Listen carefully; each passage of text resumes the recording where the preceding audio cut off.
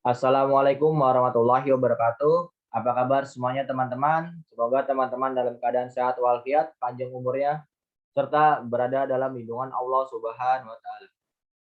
Perkenalkan, nama saya Gumilang Ada Raihan. Saya dari kampus A Institut Kami Kota Bekasi dengan prodi Manajemen Komunikasi. Akan sedikit berbagi pengetahuan mengenai e-public relation atau disebut dengan EPR. Materi ini saya ambil dari mata kuliah dasar-dasar Humas dengan dosen pengampu Bapak Heru Sudinta SEMM. Mari kita lanjut ke materinya. Pengertian kata EPR. Kata E adalah elektronik, sama halnya dengan kata I sebelum kata mail atau kata commerce yang mengacu pada media elektronik. Sedangkan kata P, publik, tidak pada publik tetapi pada jenis konsumen, juga tidak mengacu pada satu jenis pasar konsumen namun bermacam pasar atau public audience. Kata R adalah relation, hubungan yang harus dipupuk selang pasar dan bidang usaha. Pengertian EPR.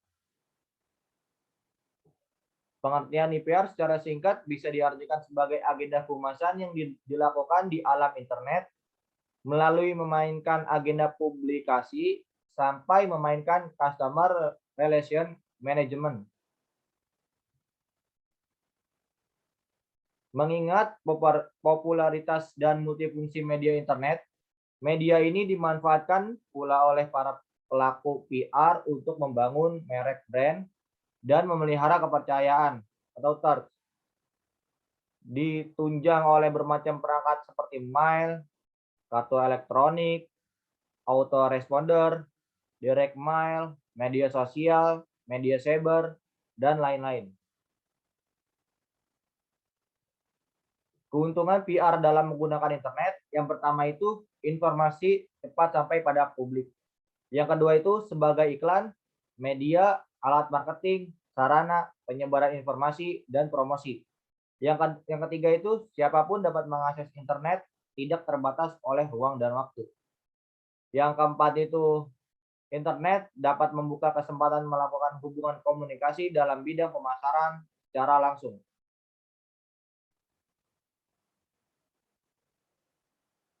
Yang berikutnya, EPR itu mampu mengukur efektivitas. Yang pertama itu mengukur efektivitas program PR online, yaitu menghitung jumlah orang yang mengunjungi dan memberikan informasi rinci mengenai dirinya pada website tersebut. Yang kedua itu EPR mampu mengukur tingkah laku khalayak, yaitu mengukur dampak dari kegiatan internet dapat dilihat dari perilaku khalayak.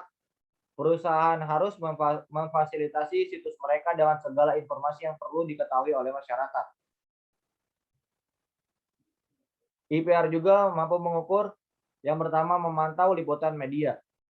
Beberapa studi kasus membuktikan bahwa penggunaan website untuk media relation dapat meningkatkan tingkat liputan di media massa. Dengan membuka website perusahaan, wartawan bisa mendapatkan berita hanya dengan mengcopy dan mempaste informasi yang ada di sana.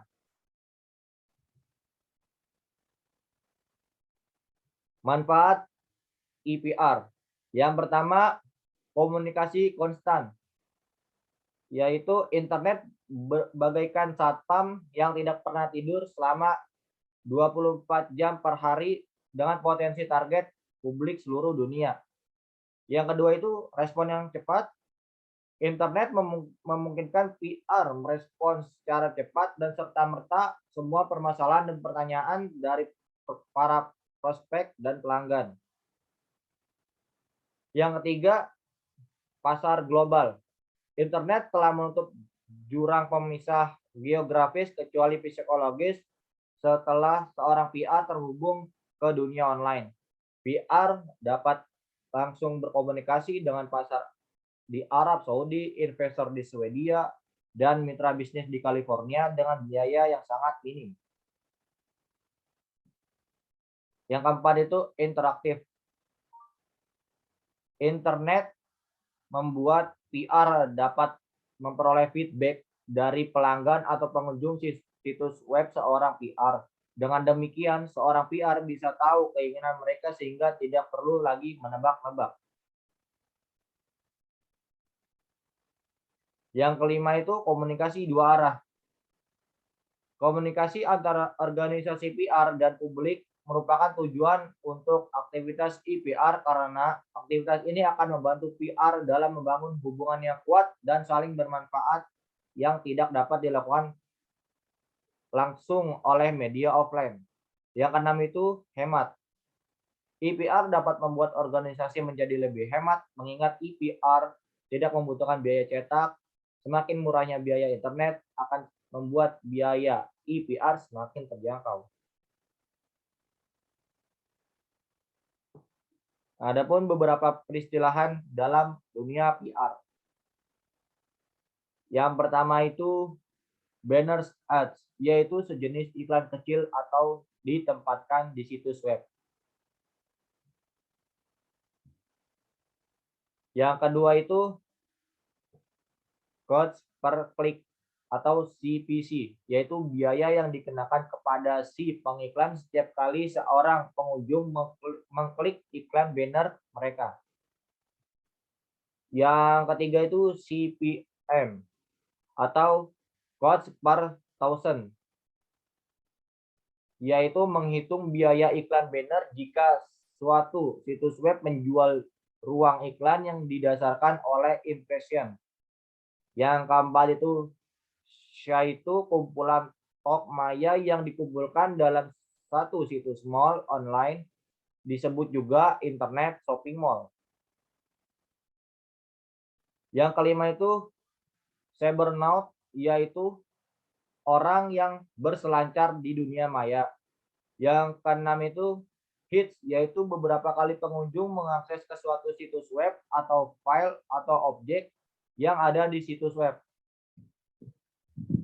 Yang ketujuh, unsolicited mail, yaitu mengirim mail promosi ke sekelompok orang secara random dan tanpa dasar persetujuan, sama dengan spamming.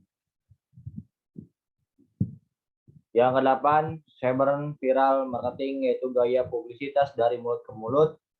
Yang kesembilan itu impressions atau fake views, yaitu apabila iklan minat dilihat, jika seseorang mengunjungi suatu halaman web 6 kali dan melihat iklan web tersebut, berarti akan menghasilkan 6 impressions.